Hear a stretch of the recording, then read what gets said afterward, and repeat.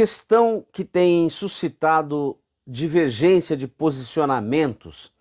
é aquela referente à possibilidade ou não de acumular em sede de execução ou de cumprimento de sentença de alimentos o rito procedimental previsto no artigo 528, parágrafos 3º e 7º do Código de Processo Civil, no qual se prevê a prisão civil do devedor recalcitrante, e o rito previsto nos artigos 523 e seguintes do mesmo Código de Processo Civil, que não admite a prisão do executado, conforme disposto expressamente no parágrafo 8º do artigo 528, e pelo qual se procede à penhora e subsequente expropriação de bens do alimentante devedor. Sabe-se que, no tocante à execução da dívida de alimentos, tendo em conta a própria natureza da prestação destinada a prover a subsistência do credor, que via de regra é incapaz, é uma criança ou adolescente, a lei processual prevê medida coercitiva severa para compelir o devedor ao pagamento, ou seja, a sua prisão civil. Aliás, essa prisão civil do alimentante é a única exceção à impossibilidade de prisão por dívida no ordenamento brasileiro, conforme o artigo 5º, inciso 67 da Constituição Federal. Entretanto, nos termos do parágrafo 7º do artigo 528 do Código de Processo Civil, o débito alimentar que autoriza a prisão civil do devedor é estritamente limitado àquele referente às 3 parcelas imediatamente anteriores ao ajuizamento da execução, mais as vincendas, ou seja, aquelas que forem se vencendo durante o curso do processo executório. Aquelas anteriores, como elas já não têm mais o caráter urgente próprio das verbas de natureza alimentar e já adquiriram, na verdade, contorno de mero ressarcimento de despesas já realizadas, devem ser exigidas pelo rito da expropriação de bens. A questão que surge aí é a seguinte: seria possível fazer uma cumulação no mesmo processo das duas execuções? Executar-se prestações alimentícias pretéritas e as prestações anteriores, ou seja, aquelas últimas 3, mais as vincendas, num mesmo e único processo, de forma cumulativa? Tradicionalmente, a jurisprudência foi sempre refratária a essa possibilidade, basicamente com o argumento de se evitar tumulto processual e com fundamento numa interpretação restritiva do artigo 780 do Código de Processo Civil, que,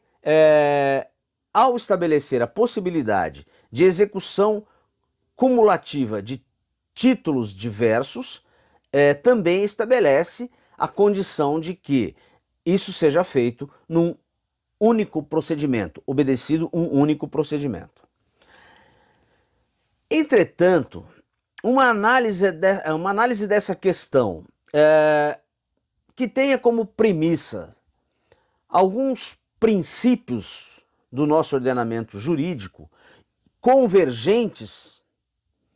pode levar a uma resposta diferente. Veja bem, o artigo 8º do Código de Processo Civil, dentre outros, ele privilegia o princípio da eficácia, que significa que os provimentos jurisdicionais no processo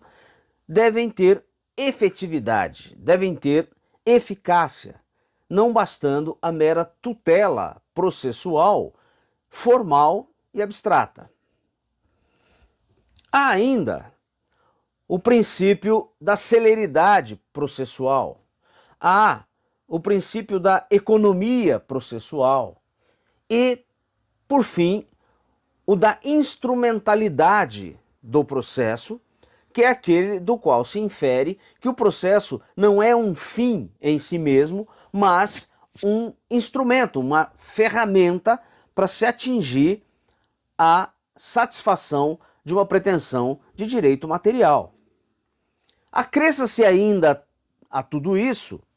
o tratamento privilegiado que o nosso ordenamento jurídico confere aos alimentos, desde a Constituição, no seu artigo 5º, inciso 67, passando pela Lei de Alimentos, Lei 5478 de 68, com seus mecanismos de celeridade,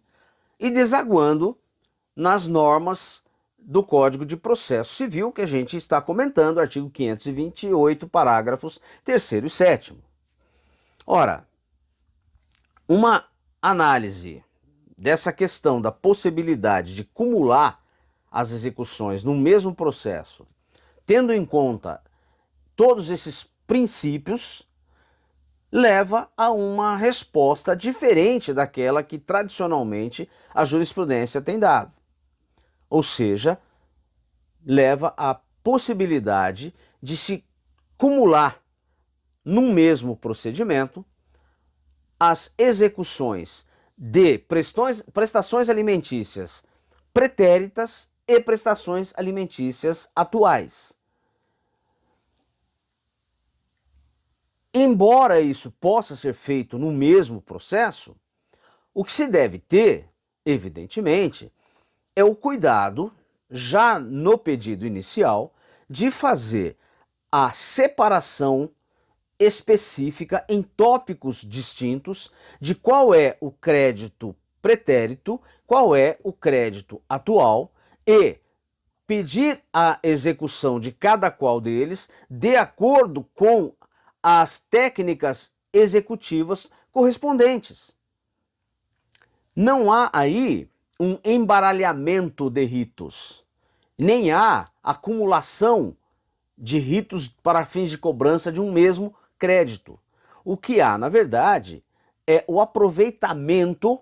num mesmo processo, em nome daqueles princípios da celeridade, da economia processual, da instrumentalidade do processo,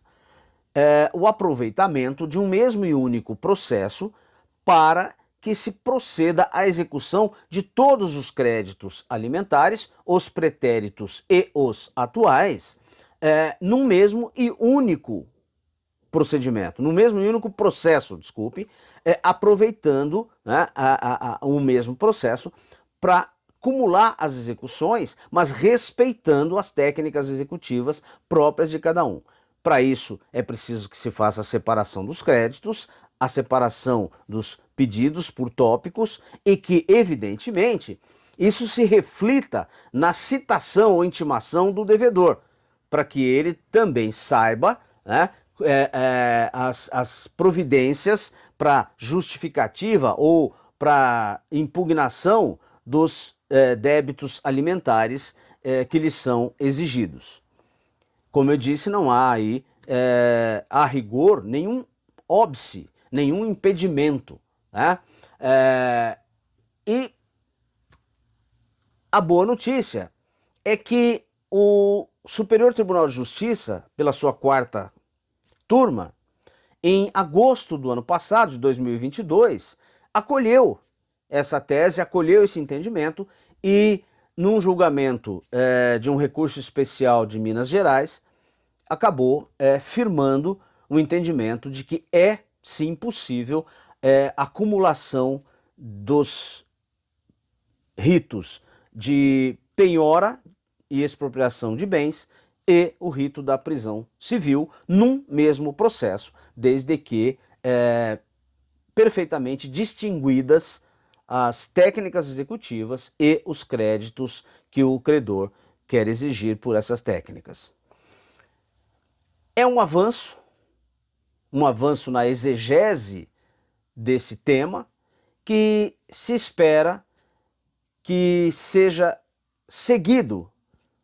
pela jurisprudência dos demais tribunais no Brasil e que receba uma melhor acolhida da nossa doutrina, porque é uma evolução nas técnicas executivas no processo civil brasileiro.